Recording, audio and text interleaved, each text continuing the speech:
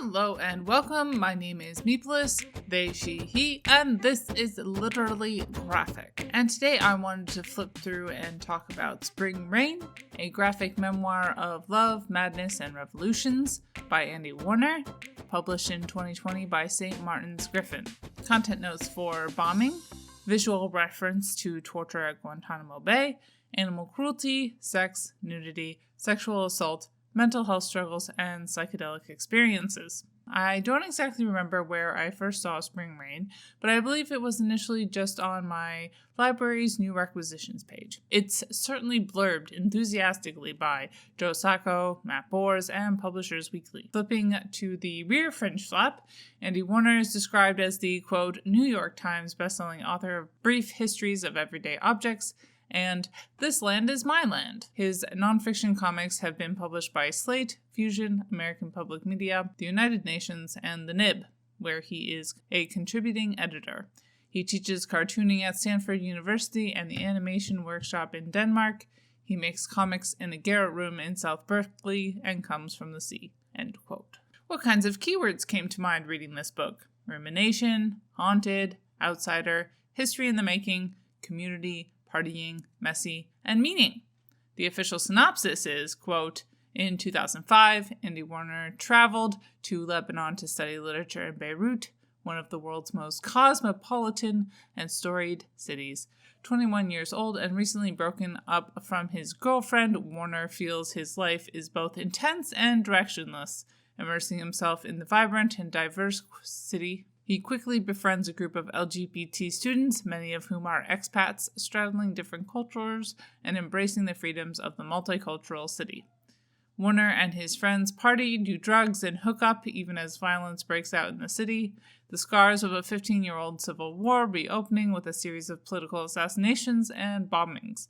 As the city descends into chaos and violence, Warner feels his grasp on reality slowly begin to slip as he confronts traumas in his past and anxiety over his future. Illustrated in beautiful and intricate detail, Spring Rain is an absorbing and poignant graphic memoir of a young man's attempt to gain control over his life, as well as a portrait of a city and a nation's violent struggle to define its future. End quote. Looking at the writing. First off, while I certainly started this book with high interest, by the time things concluded, I was much less interested. It's a fast enough read, but the way that Warner ends up presenting the portion of his life that is covered in this graphic memoir didn't seem to add up to much. Not that everything should be or needs to be wrapped up neatly at the end, but Warner has presumably had some time to contextualize this relatively short period in his life. He seems to have made the choice to limit himself strictly to the time period in question. Not a unique choice, but I do feel like it limits the impact of the book. Although I should note that Publishers Weekly disagrees with me. Quote, if the final quarter of the book feels a bit meandering, it could be blamed on realism. There's no clean narrative for the turmoil of a mind in a country in unrest. Warner's work honors the richness of Lebanon and the fragile, fleeting nature of peace. End quote. Although they do also quote Warner, warning that, quote, I come off like an idiot. End quote. Either way, what I'm mostly taking away from this book is a reminder of my own habit of obsessive rumination that I thankfully seem to have left in my 20s. That and a dash of vicarious experience of being a bit of an interloper in the middle of a slow-boiling conflict. Speaking of which, on the one hand, Warner travels to Beirut to be a student and not to pursue covering conflict. On the other hand, the one way of reading the book that makes the most sense is that of comparing Warner's own internal turmoil to that of the city/country he finds himself in. That seems a bit self-centered, grandiose, and minimizing of the conflict, to my mind. If you are interested in reading more about Beirut from the perspective of someone who was born and grew up there, I would recommend A Game of Swallows by Zaina Abarashad.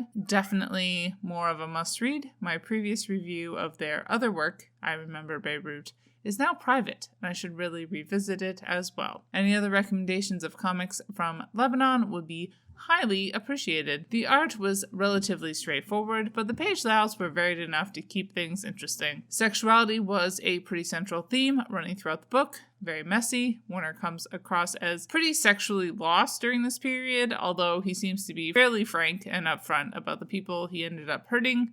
not trying to explain it away or pretend he wasn't being a jerk at the time. He also spends some time trying to write a comic about his sexual trauma, which he ultimately decides not to do. Gender is less of a thing, although there's a decent amount of binary gender representation and not much time for gender roles. Race can be a tricky thing to talk about because of what an arbitrary, modern, and made-up thing whiteness and race in general is, and this book's color palette.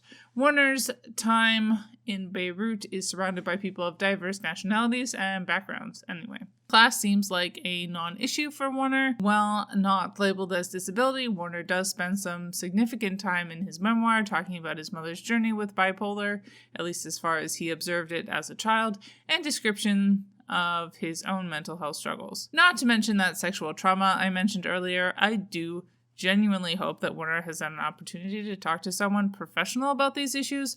It's all too easy to bottle things up, and even this level of transparency isn't going to resolve these feelings. Before we conclude, the final dangling thread that really should have gone somewhere. At least twice, Warner makes a point of highlighting that the dogs behind his apartment building are severely underfed. It really felt like this would point to something ultimately, but no, just part of the ambiance, I guess. To rate this book, I really see it as somewhere between 3 and 2 stars. I feel a bit torn between having sympathy with Warner, not being quite sure this adds up to a book, and maybe not totally loving the part of myself that Warner reminds me of. Bye y'all, keep reading and organized to end capitalist oppression. And as always, Literally Graphic is created on land that should be given back to the traditional landholders, which in this case is, to my knowledge, the Mississaugas of the Credit First Nation, non-Anishinaabe people, the Haudenosaunee Confederacy, and the Huron-Wendat Nation.